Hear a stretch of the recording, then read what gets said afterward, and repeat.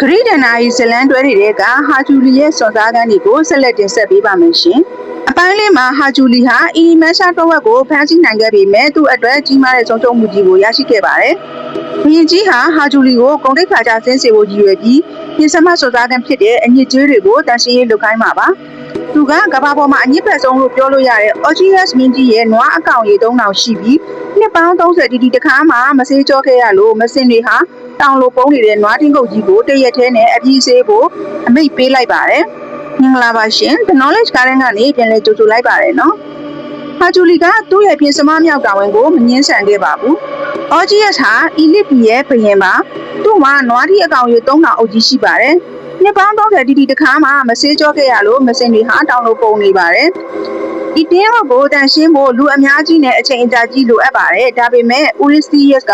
မင်းတရားတွင်တန်ရှင်းအောင်လုပ်ရမယ်လို့အမိန့်ပေးလိုက်တော့ဟာဂျူလီကလည်း Orgias ဘုရင်စီရောက်သွားပြီးမင်းရဲ့တင်းကုတ်ကိုငါတရားတွင်တန်ရှင်းအောင်လုပ်ပေးမယ်။ဒါပေမဲ့ငါလုပ်ပေးနိုင်ရင်မင်းရဲ့နွားအုပ်ရဲ့ဆဲပုံတစ်ပုံကိုငါ့ကိုစုအဖြစ်ပေးရမယ်လို့ပြောလိုက်ပါတယ်။ဘုရင် Orgias ကတရားအတွင်းတန်ရှင်းအောင်လုပ်နိုင်ရင်ပေးမယ်ဆိုပြီး Orgias ကတာ Philius ကိုတက်သေးထားပြီးသဘောတူလိုက်ပါတယ်။ဒီလိုနဲ့ဟာဂျူလီဟာနွားတင်းကုတ်ကိုရှင်းဖို့ပတ်ဝန်းကျင်မှာရှိတဲ့ဒီချောင်းတွေတူးမြောင်းတွေကိုလေ့လာခဲ့ပါတယ်။တင်းကုတ်အနားမှာ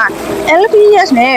Phineas မျက်နှာစင်းစီးဆင်းနေတာကိုတွေ့လိုက်ရပါတယ်။သူဟာမျက်နှာစင်းရဲ့ရေလမ်းကြောင်းကိုပြောင်းလဲပြီးမြစ်ရည်တွေတင်းကုတ်တွေကိုစွန့်ဝင်သွားအောင်လုပ်လိုက်ပါတယ်။ရေတွေပြင်းထန်စွာစီးဆင်းပြီးအညစ်အကြေးတွေအကုန်လုံးမျောပါသွားပါတယ်။နွားချင်းတွေကောက်ရိုးတွေအမိုက်တွေအကုန်လုံးမြစ်ရည်တွေကိုရောက်သွားခဲ့ပြီးနွားတင်းကုတ်ကြီးတန်ရှင်းသွားခဲ့ပါတယ်။ဒါနဲ့ဟာဂျူလီကဘုရင် Orgias စီသွားပြီးတရက်အတွင်းအလုပ်ပြီးသွားပါပြီ။ငါ့ကိုစုပေးပါလို့ပြောပါတော့တယ်။ဘုရင် Orgias ကစုမပေးချင်ပါဘူး။ဒါကြောင့်မိ Urisius ရဲ့အမိန့်နဲ့လုပ်တာသူ့အတွက်လုပ်တဲ့အလုပ်တွေငါစုမပေးနိုင်ဘူးလို့ပြောလိုက်ပါတယ်။ဟာဂျူလီကအရင်တော်သားထွက်သွားပေမဲ့ချက်ချင်းမတုံ့ပြန်ပဲသူဟာဘုရင် Orgias စီကနေထွက်လာပြီးဘုရင် Urisius စီပြန်သွားခဲ့ပါတယ်။ကိုရောက်တော့ဘုရင် Urisius ကလည်းမင်းဒီစွန်စားကန်းအတွက်စုယူဖို့စ조사တာရဲ့မြစ်ရေကြောင့်တန်ရှင်းသွားတာမင်းကိုယ်တိုင်တန်ရှင်းတာမဟုတ်လို့ဒီတောင်ဝင်မအောင်မြင်ဘူးငါတာကိုစွန်စားကန်းတစ်ခုပြီးအတိမတ်မပြူဘူးလို့ပြောလိုက်ပြန်ပါတယ်ဟာဂျူလီဟာသူ့ဒေါသတွေကိုမျိုးသိပ်ထားခဲ့ပါတယ်နောက်ပိုင်းမှာဟာဂျူလီစွန်စားကန်းတွေပြီးသွားတဲ့အခါမှာတော့ဘုရင် Orgias ကိုပြန်သွားတက်ပြီးသူ့ရဲ့နိုင်ငံကို Philius ကိုပေးအပ်ခဲ့ပါတယ်ဟာဂျူလီဟာ Orgias တင်းကုတ်ကိုတန်ရှင်းအောင်လုပ်နိုင်ခဲ့ပေမဲ့ဘုရင်ရဲ့လိမ်လည်မှုကြောင့်ဒီစွန်စားကန်းကိုအတိအမှန်မပြုခံရလို့